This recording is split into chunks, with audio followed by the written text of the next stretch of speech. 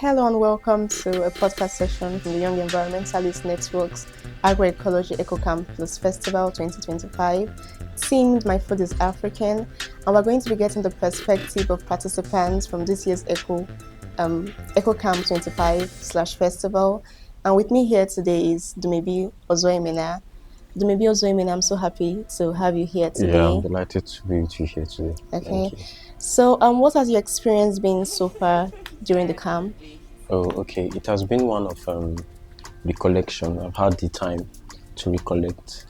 Like Socrates said, unexamined life is not worth living. So, with the time I've spent with the Barefoot Guide series and reading the stories, and it has actually been a time for me to reflect actually on living in this contemporary world as an African, and in essence of food, the kind of food I eat. Do I stop to think the effect that these foods have on me as a young person, and even when I grow old? So it has actually been a very good time for me to recollect. Okay, so how have the activities so far shaped your perception of agroecology?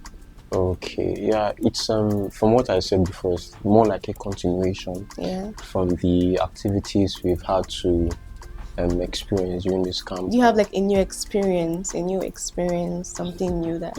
Yeah, sure. I have a new experience. I have new experiences, in fact. Okay. With what we've worked with, like for example, incorporating food, African food, merging it with our culture in fashion, an exhibition that we did, and also we had drama, we had music. What else did we have? We also had we had discussions, so I had to learn from other people, speak to other people, and even learn about other foods that I never knew about, even as an African. Okay. So can you tell us a personal experience or cultural experience that you have about African food in relation to the team My Food is African Agroecology Center? Oh, okay. Yeah, for me it's a very useful one because for my family, I'm Igbo, so but I grew up in the city, in quotes, with my parents. Okay. So we do cook African foods, and from my dad, I can remember that my dad, on specific occasions, I don't know why, he just decided to, he prepares yam in the way that he likes it.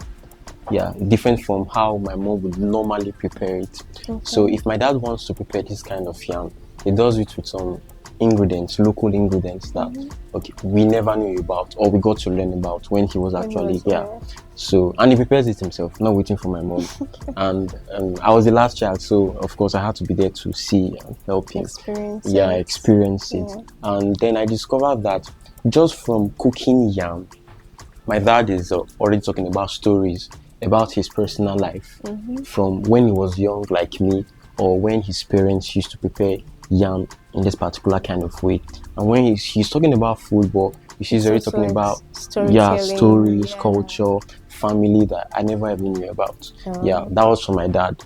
And I was much younger then, and now that I'm much older, I know how much valuable that those experiences are to me now.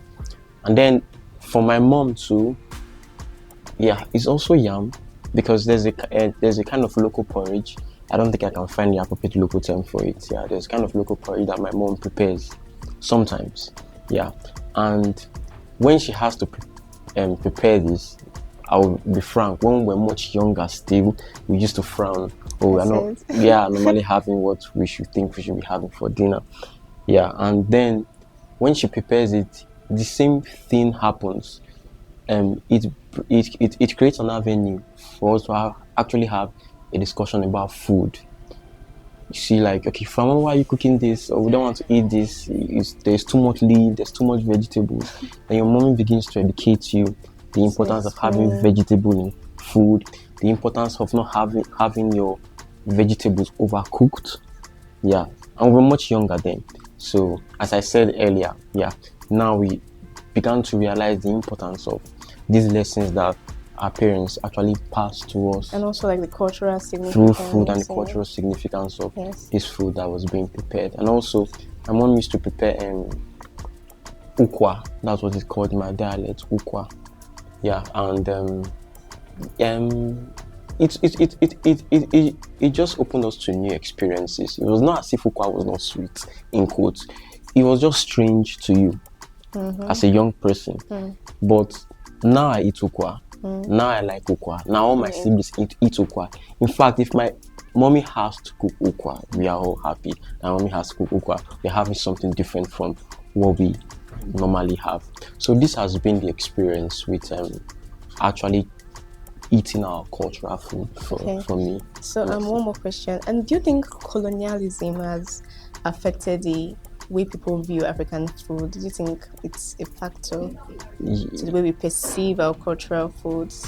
Okay, yeah, for me, I think it's a very big factor, of course. Yeah. Seeing that, okay, of course, as a country, we're colonized by Westerners, and the kind of food that people would normally opt to eat on normal occasions, yeah, and that's aside the fact that Westernism has been a big influence on Africans and on young people, in quotes.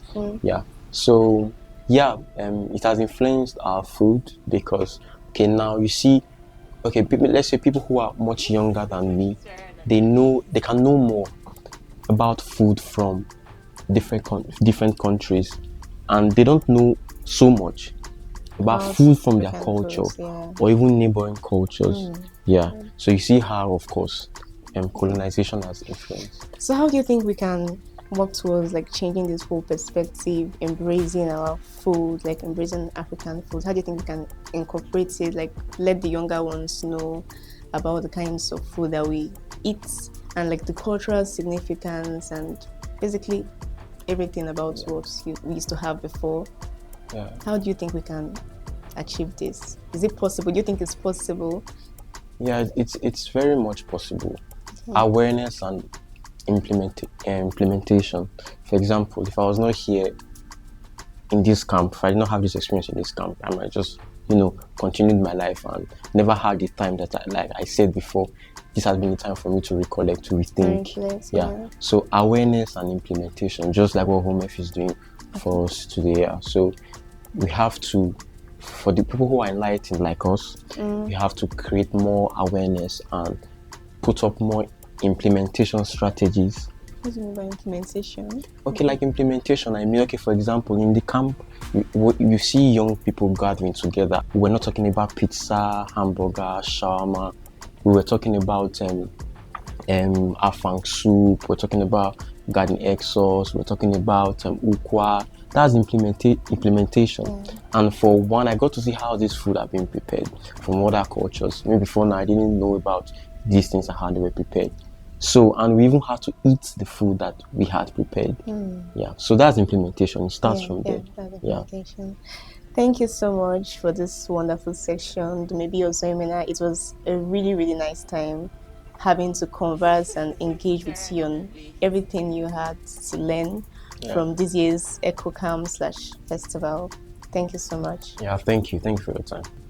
Okay, so we've heard from Dumebi Ozoimena, our guest for today and a participant of this year's EcoCamp+Festival. And it's important for us to lean back into our roots and embrace our food. It's part of our culture and our heritage. And we've seen a lot of infiltration from GMOs, food colonialism, the way young people perceive food these days, the way children are more excited about eating pizza and nobody knows about okpa and all of that. So I think it's important that we, lean back into what we used to have before. Plus, the foods that we have, the African foods that we have, they all tell a story. From the camp, I learned about how fisherman's soup came to be. And I learned that some group of fishermen had gone to the river and there wasn't like a particular species of fish. And so they had to like pick whatever they saw. And that was how fisherman's soup came to exist. So this besides just eating and the healthy benefits of our cultural foods, they also tell a story. they have a story to tell. And I think it's important for us to, keep passing this on. Culture should be preserved. Everything we did at EcoCamp/Festival 2025 was related to African food and the whole intersectionality of agroecology as a whole. Thank you very much. I remain your host, Dibia Ifakachuko Augusta from the Young Environmentalist Network. Thank you.